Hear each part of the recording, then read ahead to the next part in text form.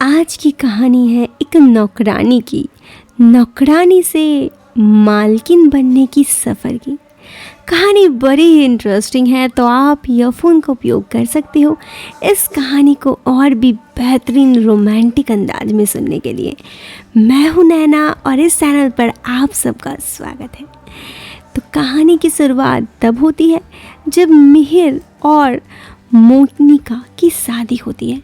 मिहिर और मोनिका दोनों एक दूसरे से बेपनाह मोहब्बत करते और ये मोहब्बत शादी तक जाकर आगे बढ़ी। लेकिन शादी के बाद भी उनकी मोहब्बत कम नहीं हुई थी। मिहिर अब भी मोना से फ्लर्ट किया करता।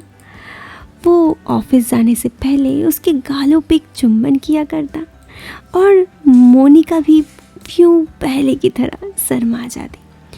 लेकिन ये सब कुछ उनके घर में काम करने आई मीना के बर्दाश्त के बाहर था। मीना हमेशा यही सोचती थी, इन दोनों को देखो, न दिन न रात किसी बात की कोई शर्म नहीं है, अभी रुकती हूँ। इतना सोचते ही मीना आवाज़ देती है, मेम साहब, मेम साहब। तुम जाओ तो ऑफिस। हाँ, मैं ऑफिस जा रहा हूँ। इतना कहते हुए उधर से मिहिर ऑफिस चला जाता है तो यूं मोनिका भी अपने काम में लग जाती है। लेकिन मीना का काम वो तो पूरा हो चुका था। हाँ, क्या हुआ?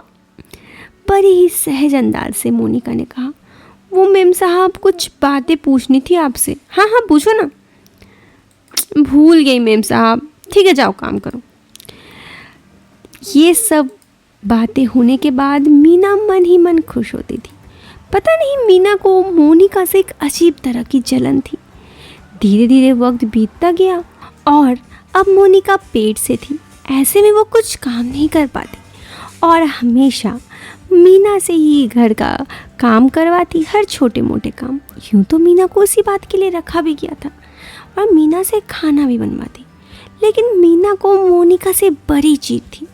उसे हमेशा ये लगता था, बच्चे तो सबके होते हैं, इसकी कौन से बड़े बात है। और अगर पगार बनाने कहो तो ऐसा दिखाती है जैसा कि पैसे तो मानो उससे ले रही हूँ। हाँ, वो ऐसे भी कौन से काम करती है। ये सब कुछ बड़बड़ाते हुए मीना जाकर मोनिका को खाना देती है और उसके बाद अपने काम में लग जाती है। लेकिन इन सभी दौरों पर जब से मोनिका पेट से थी वो बहुत ही ज़्यादा ध्यान रखती थी मिहिर की, ऐसे रखकर मानो कि पत्नी है वो मिहिर की। और मिहिर इन सब बातों को उतना ध्यान भी नहीं देता था। वो बेचारा सीधा साधा यूं ही अपने काम से परेशान थी। इधर मोनिका जब 7वें महीने की हुई तो उसे मायके जाना था। अब ऐसे में मिहिर अकेले रहेगा कैसे? अकेले रहना तो ठीक है, लेकिन घर के काम वगैरह, इसमें उसने सोचा कि क्यों ना मीना की पगार थोड़ी ज़्यादा बढ़ा दे और मीना को कहे कि जब तक मिहिर ना आए तब तक वो घर से ना जाए, ताकि वो उसके लिए खाने परोस सके। मोनिका के दिल में कभी भी ऐसा नहीं था कि वो किसी से जलती थी। धीरे धीरे वक्त बीतने लगा और मोनिका अब अपने मायके जा चुकी थी। इधर मीना हर वो कोशिश करती जिससे कि वो मिहिर के पास आ सके और मिहिर से नज़दीकियाँ बढ़ा सके। धीरे धीरे वक्त और बीतता गया और एक दफ़ा वो दिन भी आ गया जिस दिन मीना की इंतज़ार थी मोनिका की ख़त्म हुआ। आखिर हुआ ही कुछ यूँ। उस दिन मिहिर बेचारा बहुत ही मायूस था। उसे थोड़ी बहुत मोनिका की याद भी आ रही थी। मोनिका का अपने मायके जाया हुआ पूरे 1 महीने हो चुका था। तो मीना को भी आज वक्त मिल गया। उसने भी बड़े ही प्यार से और शालीनता से पहले तो मिहिर को खाना दिया और मिहिर के खाना खाने के बाद मिहिर से कहा, साहब जी, आप आज उदास लग रहे हैं काफ़ी। हाँ, वो थोड़ा हूँ उदास। कोई बात नहीं साहब जी, आप चाहे तो मुझसे कह सकते हैं। नहीं, ऐसी कोई बात नहीं है। अरे साहब जी कहिए, आप कहे तो 2 पैक आपके लिए बना दूँ। मिहिर अक्सर कभी कभी पिया करता था। ये बात मोनिका को भी पता थी। रात को कभी कदार, बस इतना ही।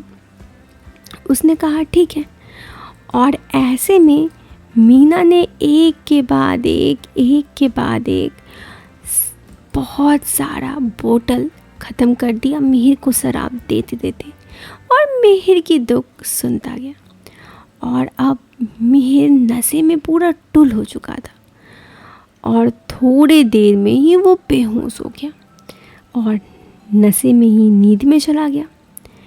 ऐसे में अब मीना को बस इंतज़ार था तो दूसरे दिन सुबह होने की, और वो इंतज़ार भी ख़त्म हुई। सूरज की पहली किरण के साथ मीना ने अपना रोना धोना शुरू कर दिया।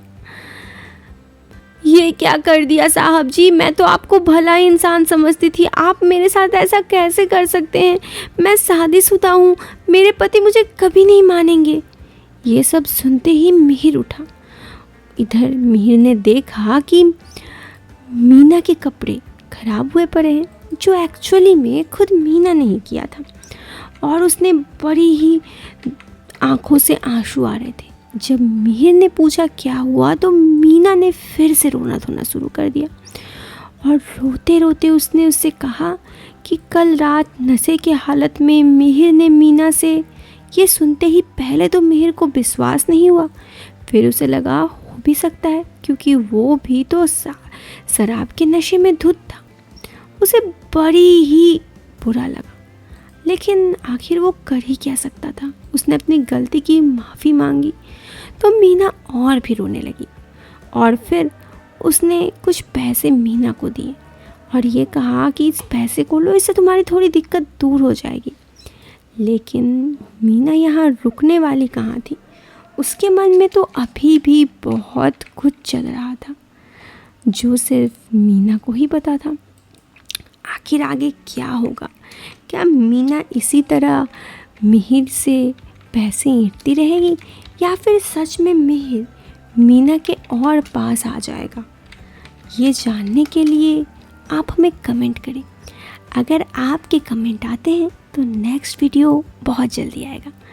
तो मैं मिलती हूँ फिर एक नई कहानी में। तब तक के लिए bye bye and take care.